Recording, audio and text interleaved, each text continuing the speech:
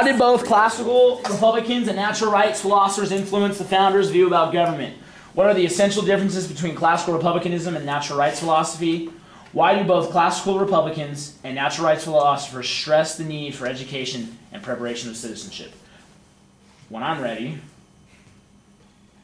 Sorry, you may begin. The ancient Greek and Roman philosophy of classical republicanism emphasized one's role as an active participant in society and placed the needs of the community above those of the individual. Natural rights philosophy, born in the Enlightenment, stressed the rights of the individual and the creation of a government out of a state of nature to protect those rights. Natural rights philosophers and classical Republicans influenced the founders' belief in education, citizen participation, and the role of the government in protecting rights. While the founders managed to blend natural rights and classical republicanism, these two schools of thought fundamentally diverge. Classical republicanism fervently emphasizes the community before the individual, which the founders believed in so much that they equated George Washington to Lucius Cincinnatus, the citizen soldier of the Roman Republic. In contrast, natural rights stresses individual liberties more than duty to government, including the right of revolution. The influence of this on the founders is evident in the Declaration of Independence. Whenever any form of government becomes destructive, it is the right of the people to alter or to abolish it. Thomas Hobbes' theory of a social contract, formed to protect individuals from the state of war of every man against every man, contrasts the classical Republican ideal of societies formed for a better community life. The classical Republican idea of civic virtue and sacrifice for the common good is reflected in John F. Kennedy's 1961 inaugural address. Ask not what your country can do for you, ask what you can do for your country, which contrasts John Locke's natural rights ideal that individuals give up certain rights to form a government in order to protect their own personal rights. When the founders first drafted a government for the independent colonies, it was the Articles of Confederation, which favored smaller communities, a trait borrowed from classical republicanism. Americans found a way to connect these two philosophies, as Alexis de Tocqueville noted in Democracy in America, through an enlightened regard for themselves, inclines them willingly to sacrifice a portion of their time and property to the welfare of the state. Civil disobedience also bridges attributes of both philosophies through peaceful insubordination directed to improve society for the common good. In order to promote the common good, these actions must be stimulated by a purpose to advance natural rights. A fundamental aspect of civil disobedience rests in the importance of education in order to alter unjust laws. The Student Nonviolent Coordinating Committee recognized the importance of education in civic duty through planned sit-ins and other peaceful protest movements. The students of the SNCC asserted their natural rights through this form of disobedience, contributing to the theory that, as the classical Republican Polybius stated, the people have the power of approving or rejecting laws. Natural rights philosophers and classical Republicans throughout history have placed enormously high value on education because they knew it was necessary for an active populace, the common good, and understanding and maintaining individual rights. Aristotle articulated the need for continual education. Excellence is an art won by training and habituation. John Locke's tabula rasa theorizes that all humans are born with a blank slate, that education may fill with the knowledge necessary to prepare for citizen participation in society. The founders allotted liberties that allow for public education because they agreed that education is fundamental to the nation as it prepares citizens for participation in government and is important to the progression of society. This sentiment is reflected in the educational component of the Northwest Ordinance of 1785. Morality and knowledge being necessary to good government and the happiness of mankind, schools and the means of education shall be forever encouraged, which also demonstrates the influence of classical republicanism. The importance of education is still influential today. Government and other civics classes are required to graduate in many states, which gives students a modern channel to participate in the political system. Through education, observation, and immersion, people are prepared for citizenship, such as school-required volunteer hours and international studies, including the People-to-People program. Education, although not stated as a federal responsibility in the Constitution, became an integral part of American society and a path to preparation for citizenship. Thank you. Go ahead, panel. Okay, Michael at the beginning, I was laughing because it was like, just like, I don't know, there's a lot of eye contact. I get that it's like weird to like look at someone when you're not reading and they're like trying to listen to someone, and then but then you did better after you read. And I just thought it was then funny. Lisa, you looked up maybe like twice the whole time when you weren't reading, so most of the time you're just looking at your testimony. So I don't know, maybe more. Just like memorize the last 2 lines before you. Wait, when I wasn't reading? When you weren't weren't reading, you were not. You didn't look up at all. You just looked at the. Oh, okay. Should I look at? Okay. And shouldn't you look at each other a little? Look at each other, focus on who's reading, kind of look at the judges. I mean, you don't have to be like, Should I nod? no, don't nod. Just don't even nod. Don't be a bobblehead. Pull a chase there. Don't be a bobblehead, but just kind of look at them. Look back at your testimony. Look at who's reading. I'm just gonna pick one. The one in the middle. Just, Don't do that either. Then you'll be scared. And then you had a good balance of looking at each other, looking at someone, looking at Sid, You guys all did really well looking up, but near the end, you guys are like more uncomfortable, you know. So just practice the end a little more. And I know you guys had like Alexis's part that you guys haven't read at all, so you know. But also, I would say like maybe smile once or twice, like in it. You guys are all like straight faced, like I'm reading. smiling is good. Not like that though. Like. I understand. What was the problem? Go ahead, you two. Jack, you're up. I felt they answered all the questions. I think you answered Yeah. all of them. You have nothing tangible in your opening paragraph. It is Yeah. all philosophical. And you have 0 contemporary examples in this testimony. Yeah, we do. What? They have people. to People. Okay, sorry, 1. That's it. Sorry, I did have that in my people to people. I have to write it down. You have 0 constitution. The SNCC, does that count? That's what? No, that's not. 1960s? No, contemporary. No. A constitution. No. If I wasn't alive, no. We have the Declaration of Independence. That's not constitutional. School required volunteer hours. That's not constitutional. Government and civics classes. That's not constitutional. No, but Well, no, that's that's modern. for No, contemporary. Oh, okay. He didn't I even thought- pay attention to your. I thought that We part have Articles of Confederation. answered that part of the question pretty well. I feel like some of it is almost like disorganized. Like you give an example and then you answer the question, and maybe like Answer the question then. answer the question then give the Or example. we're answering the question of the exam. I know, but like Make it clear before and then say the example Like- so that it makes more sense. I Is it don't kinda I don't like know when this? you're transitioning, I guess is the point. So maybe like just make it not like more abrupt. Make the transitions between questions a little bit more Yeah, clear. because I feel like it kind of yeah, I guess. You guys gotta cut about 3 sentences. What was our time? 420. Right when you started talking is when the 4 minutes was. Oh yeah, I So didn't put even up the see sign. you were holding that It's sign. okay. till- I'm just. okay. It doesn't mean stop. It means that Why it should be done. do we even need that first paragraph? I'd have to listen to it again. Okay. I'd have to listen to it again. I Because think if there's nothing tangible in it, then like I think it had like a line that, for It me at was least, sort it of like sounded like it thesis answered the thing. first bullet point like pretty well, Okay, and I was alright. like, oh, that sounds cool, and then you guys just completely ignored it and talked about everything else. Like, And then answer it again later. yeah, just like take that one part, throw it in later before you get the examples, and get rid of the whole beginning. That's what I would say. And I think you can tighten it up through what they're talking about is putting some more examples up front in that opening paragraph. Okay. And Chase, I just realized, the reason it probably seems disorganized is we answered the first 2 sort of in the same paragraph. Yeah, maybe like Yeah. delineate more, because like you answer it, but it, I don't know. Doesn't seem like. Yeah, we used It's answering close. the second one to Like if answer the I first feel like one. if I were zoning out, I would not notice. Exactly. And that's what you need to make more evident. Okay? Alright.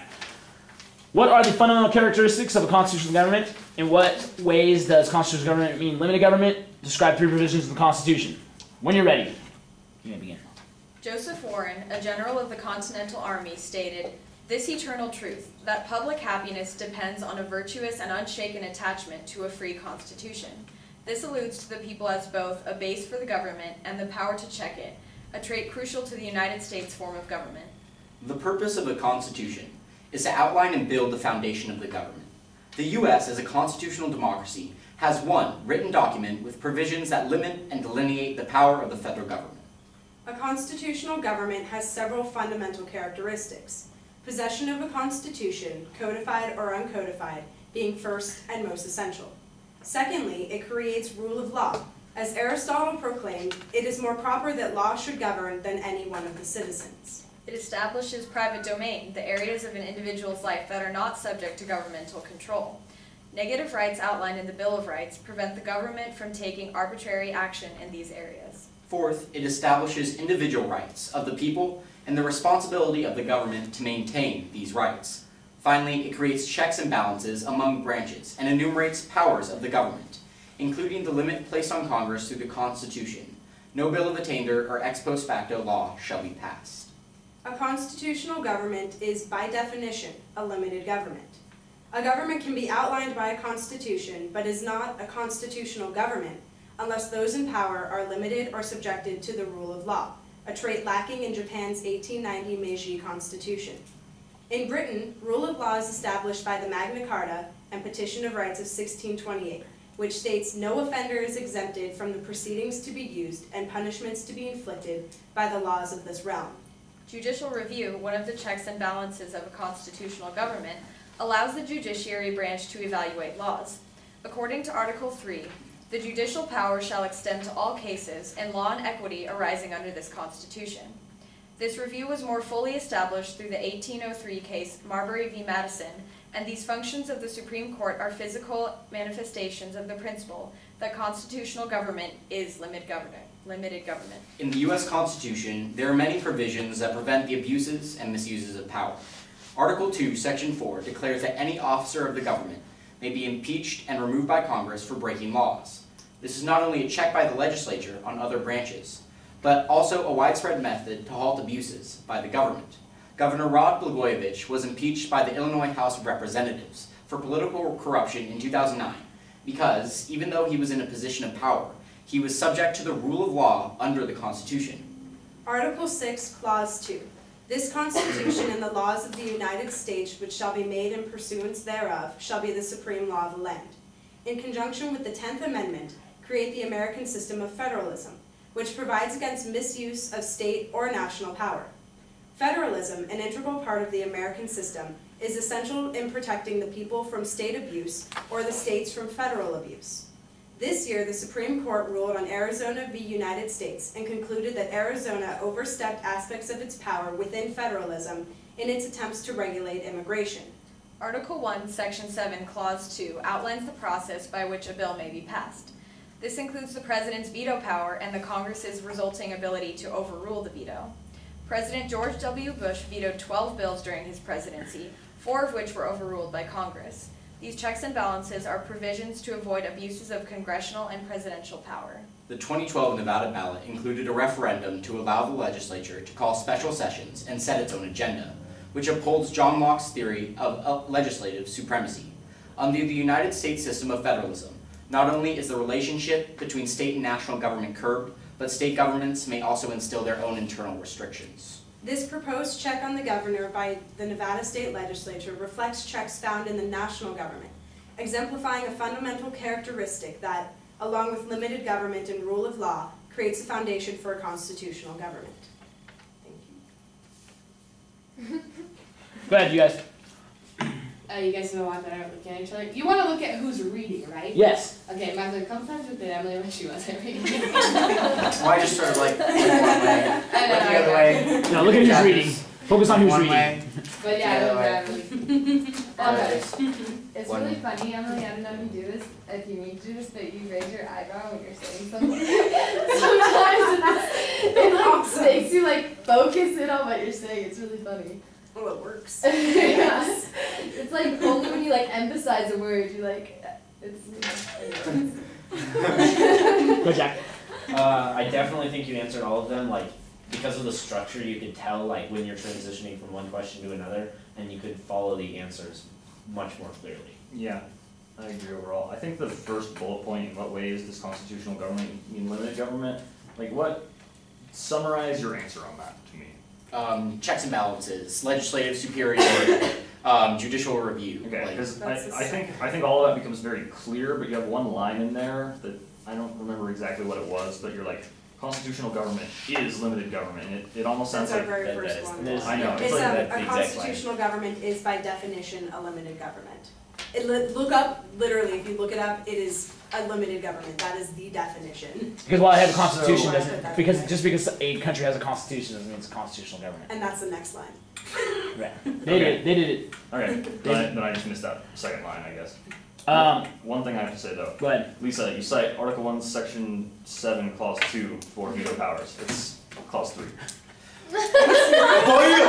Really? He's become a constitutional assassin. Yeah, During- yes. During Cross-X last time, he My bad. blew away Colonel Marriott with his exact precision Oh, wait. on. Okay. Blagojevich Yes, I like it. is not a federal impeachment. Because that's a state It's impeachment, state impeachment. state legislature. But that still No, demonstrates this. no, it doesn't, because the question describes 3 provisions in the Constitution. So just replace it with a Was he federal the governor? He was a He governor. was governor. Yeah. Impeachment So, is state in- legislature. Yeah. No, Nixon's a go-to. In 2010, a federal judge from Louisiana, Nah, we haven't been ours. and was impeached for Is taking Tony Portis? taking money from law firms that were arguing in front of him, and one in which his son was a lawyer, and the law firm paid for him to get lots and lots of expensive lap dances during his son's bachelor party. I find it. Tony Portis. real fast, Louisiana federal. Hey Chase, What's his okay, name? so. Just put Louisiana impeachment. Louisiana It's- federal. But I love saying Blagojevich. Okay, Article 2, Section 4, we did for impeachment. Yeah. Article 6, we didn't include veto. Yeah, we did Article 1, Section 7, Clause 2. Clause 3 outlines a process by which a bill may be passed. Clause 3, yeah. Oh, What you we do say it? We say it's. But the process by which a bill may be passed, And not then the veto we power. Yeah. include the veto power in that. Yeah, they did. Okay, just Yeah, the enunciate it. process. Yeah, okay. I think you guys can cut your last paragraph. Oh, that was our modern example. You have 4 modern examples. Yeah, that was another one. I think you guys, or you gotta severely hack it, because you're at 4 before it. You're at 4 minutes before you start your conclusion, No, you raised it when I started talking, which was which is your conclusion, right? in the No, mid, it's in that's the the middle of the end, and that's conclusion. like 2 Well, sentences, then that's you a can have sentence You before can the cut. end. You can cut your conclusion. Okay. Okay. Last paragraph. Cut it. I mean, limit it. Make it, simplify it. Okay. Okay. At what time did we have? 4:14. 14? We were like so, we went and edited it, and so we were so close last 1 more time. sentence. 2 more sentences. Yeah. Really? Really. Because Yeah, you raised that right when I started saying the last sentence. Well, that's a long last sentence. 4:14. It's not, but I guess I read so. Anyway, All right. sorry. Colonial experience on the founders. 18th century British society, similar and dissimilar. How did early state constitutions reflect colonial experiences? When you're ready, you may begin. Despite 100 years of physical separation, colonial communities maintained certain similarities to British society. The colonies were initially founded on royal charters which, influenced by English common law, guaranteed the colonists individual liberties, rights of Englishmen. These charters established the idea, common to both colonial and English society, that men are born with basic individual rights, which governments cannot take away. These English legal traditions so heavily influenced the founders that the Eighth Amendment reflects the language of the 1689 English Bill of Rights nearly verbatim. While there are many cultural similarities between the colonies and Great Britain, circumstances generated crucial differences. In terms of property, the island of Great Britain had limited land mostly owned by the aristocracy, while the New World had cheap, nearly boundless land that was easy to attain, allowing for more diverse property owners. In England, rank among classes was stratified by family name or title. However, a noble title meant nothing in the colonies, where one survived on hard work alone. This social fluidity created an equal opportunity to advance in society. The Mayflower Compact, the first governing document of the New England colonies, greatly resembled the Magna Carta, and represented how the colonists' views of rights aligned with those of the British. This experience influenced Article 25 of the Delaware State Constitution, which demonstrates the influence of British law on state constitutions. The common law of England shall remain in force. Salutary neglect, the time period from the founding of Jamestown until the proclamation of 1763, allowed colonial governments time to evolve individual identities without the Crown's heavy hand. The protest of the Quartering Act of 1765 strengthened the founders' belief in the Old English proverb, "A man's home is his castle," a view now expressed in the Third Amendment of the Constitution. Writs of assistance were general warrants issued by the Crown that allowed that allowed arbitrary search and seizure of nearly anything. They evoked such a negative response that multiple early state constitutions provided against them, including the North Carolina Constitution, which stated in Article 11 that general warrants are dangerous to liberty and ought not to be granted. Natural rights philosophy emphasizes the rights of an individual and the idea of a social contract made among persons in a state of nature as consent to a form of government. John Locke's second treatise of government established the doctrine of natural, inalienable rights by stating all men are naturally in a state of perfect freedom to order their actions, as they think fit, within the bounds of the laws of nature. Jean-Jacques Rousseau dictated the theory of social contract, which delineated a government in which no one else may subject him without his consent, and influenced the creation of the Mayflower Compact.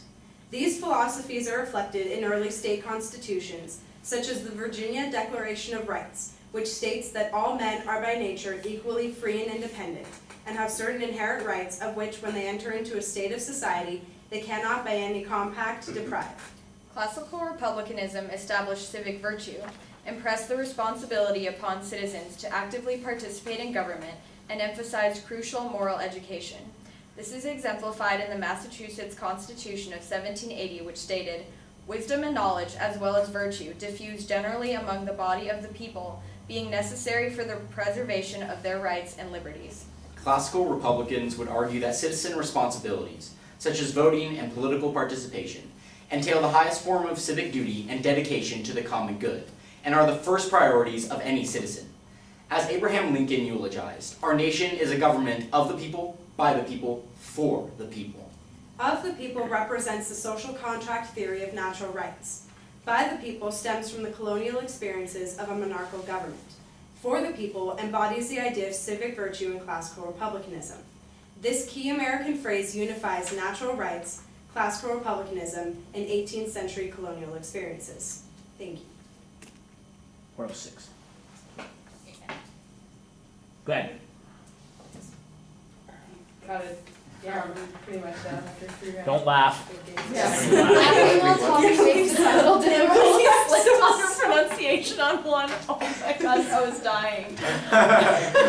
She had a New York accent. She was like, what word? It had an H. Like, Castle.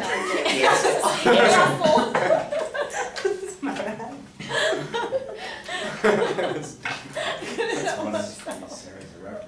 I would just get more comfortable. You guys look up, but you can always do it more. It doesn't hurt. Okay. I felt like this was kind of in between the structure, like you could kind of tell when you were moving from one to another, but you could still like find answers to specific answers to one of the questions. And it was not as unclear as the first one and not as clear as the second one. It was just kind of a mix of both. I agree, but I think it's closer to 2. Like it's, Yeah. In general, like I have a pretty clear idea of your answer on all of them. And I think you guys spend a lot of time on the philosophies. Yeah, What I feel was- like that one. What was a little like tangent about Rousseau? What was that about? I have that on here. He dictated the theory of social contract, delineated a government, and it influenced the creation of the Mayflower Compact, and it's reflected in the Virginia Declaration of Rights. Isn't that more Locke than Rousseau though? Yes and no. Okay. The judge doesn't know the difference. I wrote that shit, dude. I mean, I just picked it up. I don't know. It's somewhere in the middle when you guys are doing the second bullet in what ways are 18th century American British society is similar and dissimilar. You gotta find a contemporary example. For that? Just, yes, I think, How? I don't know. But you have. We don't have time. What now, bitches? in terms of relating some idea of the colonial time of American society to something today. Just segueing from an example to how that's Similar to blah, blah, blah, yeah, blah. so how something happened in America during colonial times is still being exemplified today. Somehow, some way to take that, I mean, because this question is so historically based, Yeah. you need something to fast forward it. Just one would be good. Your units. Switch. Tea time. Tea time. Oh wait, is that it? That's it? Yeah. Okay. Unless you have another question, we don't know. Or unwritten question. We already wrote our entire testimony on it. Alright, how are we gonna do this? 'Cause we're not the same. Yeah. I'm gonna sit next to you, Mr. Or President. just That's fine. switch depending on. Next to you, right? No, that was. That's why you don't see more. You surprise the judges. That's what we do. God, you should, don't giggle. You next get- time.